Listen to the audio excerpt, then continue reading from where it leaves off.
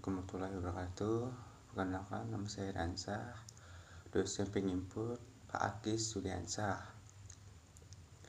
Judul materi pengembangan paragraf.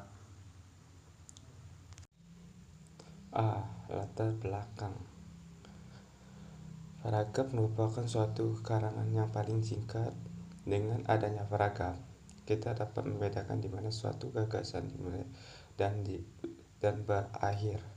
Kita akan merasa kesulitan membaca suatu tulisan atau buku jika tidak ada paragraf. Oleh sebab itu, kita perlu mempelajari paragraf, baik kegunaan, macam-macam, cara pembentukan paragraf, dan pengembangan paragraf. Rumus masalah. 1. Apa pengertian paragraf? 2. Apa saja struktur paragraf? 3. Apa saja fungsi paragraf? 4. Apa saja jenis-jenis paragraf? 5. Bagaimana mengembangkan suatu paragraf? 7. Tujuan. 1. Untuk mengetahui pengertian paragraf. 2. Untuk mengetahui struktur paragraf. 3. Untuk mengetahui fungsi paragraf. 4. Untuk mengetahui jenis-jenis paragraf. 5. Untuk mengetahui pengembangan paragraf. 1. Pengertian paragraf. Paragraf didefinisikan secara bermacam-macam, mulai dari yang sederhana hingga yang cukup rumit dan terperinci.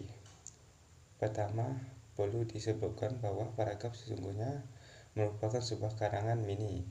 Dikatakan sebagai karangan mini karena sesungguhnya segala sesuatu yang dilajeng terdapat di dalam karangan atau tulisan, sesuai dengan prinsip dan tata kerja karangan mengarang dan tulisan menulis pula, tentara pola dalam suatu paragraf. Maka dapat dimengertikan kalau di dunia perguruan tinggi, misalnya saja, tugas untuk mengarang atau menulis ilmiah itu sering hanya dibatas dalam suatu paragraf. 2. Struktur paragraf. Rangka atau struktur sebuah paragraf terdiri atas sebuah kalimat topik dan beberapa kalimat penjelas. Dengan kata lain, apabila dalam sebuah paragraf terdapat lebih dari sebuah kalimat topik, paragraf itu tidak termasuk paragraf yang baik.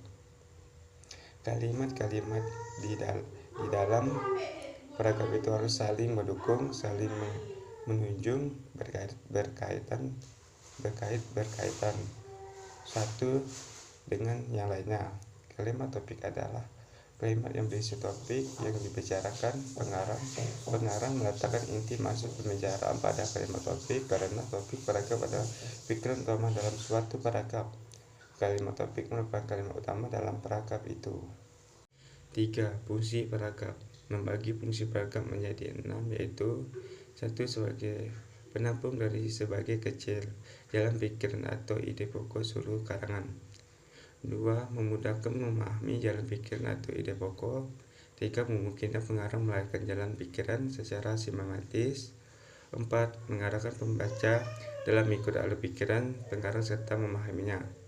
5. Sebagai alat penyampai pikiran. Dan 6. Penanda bahwa pikiran baru dimulai. 4. Jenis paragraf. Berdasarkan sifat. 1. Paragraf pembuka. Dapat dikatakan sebagai paragraf pembuka karena tugasnya pokoknya memang adalah untuk membuka atau mengatakan pembaca agar dapat memasuki paragraf pengembang yang akan dilahirkan kemudian. 2. Paragraf pengembang.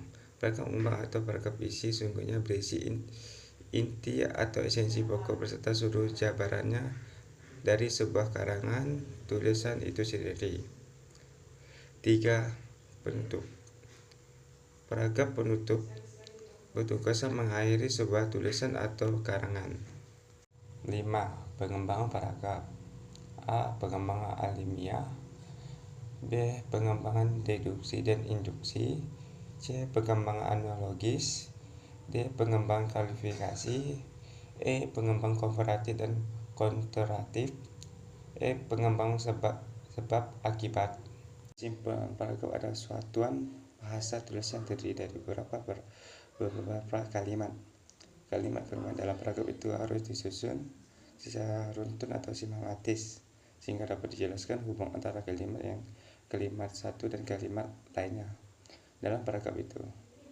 Suatu hal yang harus dicatat dalam sebuah perangkap, yakin bahwa perangkap itu harus merupakan suatu kalimat kesatuan yang padu dan utuh. Summa karangan pasti diakhiri dengan perangkap nutup untuk menjamin bahwa permasalahan yang pampangkan pada awal perangkap karang itu terjawab secara jelas, tegas, dan tuntas.